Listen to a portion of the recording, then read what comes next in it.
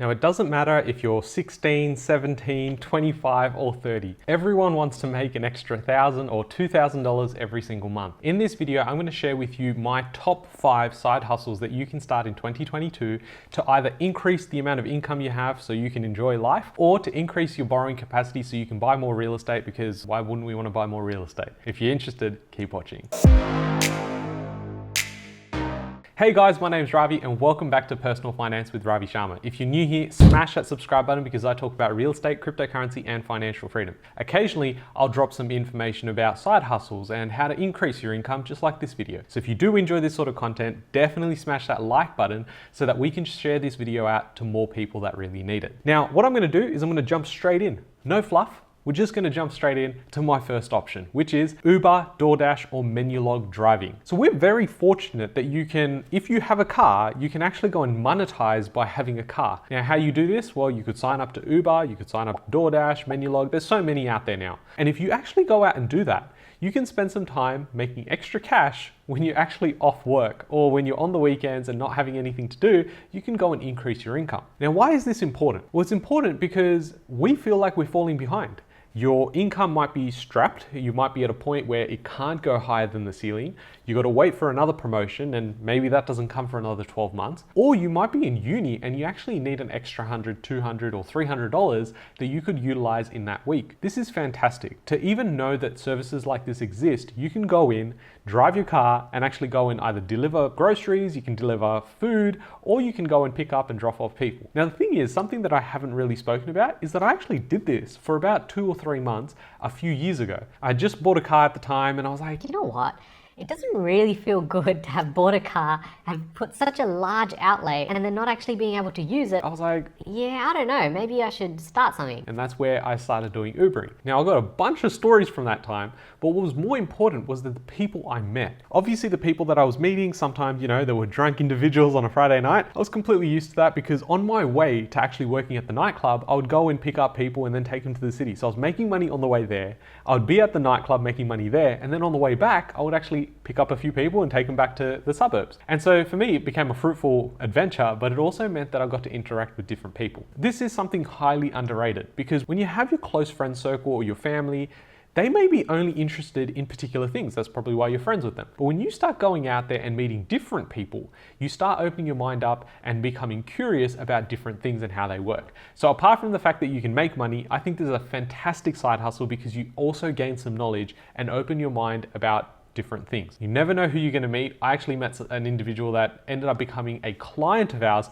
for the buyer's agency, mind you, a few years later. So we kept in contact. He got me on LinkedIn and he found out what I was doing and, you know, he became a client. So anything is possible. The fact that you can make some extra money and meet some people, it's a win-win. Number 2 is graphic design and web development. Now, when I say web development, everyone freaks out, but what you got to realize is that you just need to be a step ahead of whoever you're providing that service to. Let me repeat that. A step ahead of the person you're providing that service to. So if you actually go and help a person that doesn't actually have a website, or the website was made by some person like 10 years ago and is definitely not interactive and doesn't work on your mobile, that's something you can help them with. There's easy websites like Wix and Squarespace that you can actually go out and create a really good website really quickly. But if you took it a step further, if you actually didn't know how to do this, but you actually knew how to use graphic design tools, Photoshop, Illustrator, or actually know how to use basic Canva, you could go and outsource your skills on the weekend or after hours. This is definitely fruitful. I've actually done this myself, and just to be able to make a few extra $100 may not go towards your borrowing capacity. It could, but for me, it was like, hey, if I really want to go on this holiday,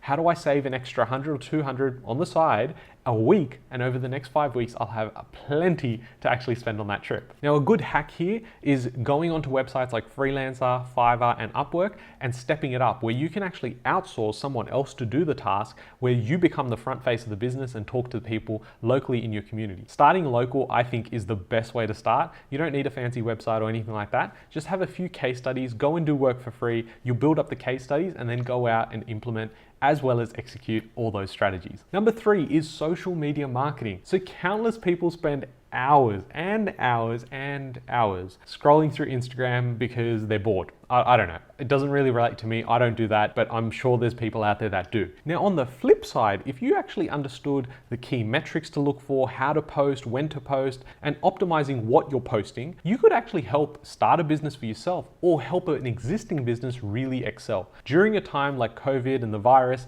people aren't really moving around. When we hear about a new place opening up, new retail store or new food place, the first thing we're usually doing is going onto Instagram, figuring out what their food looks like, what their clothes look like, and then going ahead and making our decision. So if you can go out there and you've got basic skills like understanding, social media like LinkedIn, TikTok, and Facebook, then you're able to go and help other companies do the same. You can actually make quite a bit, and you'd be surprised because if you do this well, you could pretty much replace what you're making from your full-time income with this side hustle. Number 4 is NFT and trading cards flipping. You guys know, if you've been following the channel for a while, I love to get involved in NFTs and collectibles. If you are interested in knowing how that world works for me, definitely check a video up here that I link. Before you can go out and just start flipping and hoping that you make a lot of money and get really rich, you need to put in the time to educate yourself. For me, fortunately, I really love this space. So if I've got an extra hour or extra 2 hours, I'm going on eBay, I'm looking at sales, what's not working, what's selling. That's just because I like that. I know for a lot of you guys that may not be the case. So you've got to go naturally gravitate towards things that you find actually helpful. So the first place you can start, if you don't have the upfront capital, is to go and see what you have in your place and see what you haven't used over the last 6 to 12 months. I guarantee you there is something in the immediate vicinity, if you look around, that there's something that you haven't used for a while. That's the first thing that you go and sell.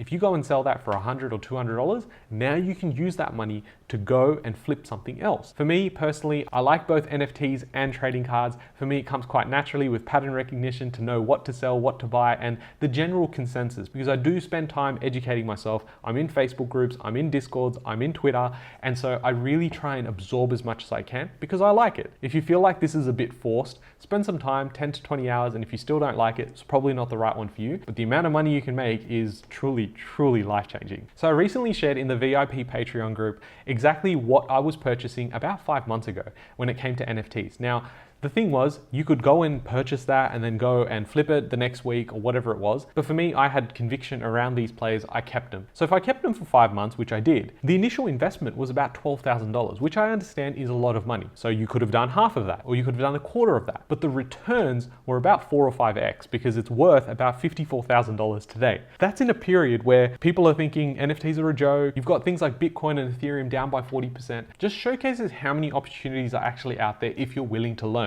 So if you are interested in joining Patreon, there's a link in the description below, definitely join that. But I'm still actively trading NFTs and I make anywhere from about $1,500 to about $2,000 a week. And that's pretty much passive for me because I enjoy it, I do it in my downtime, and I'd rather do that than scroll on Instagram looking at who's bought a new car. And my final side hustle that you should definitely start in 2022 is start a YouTube channel.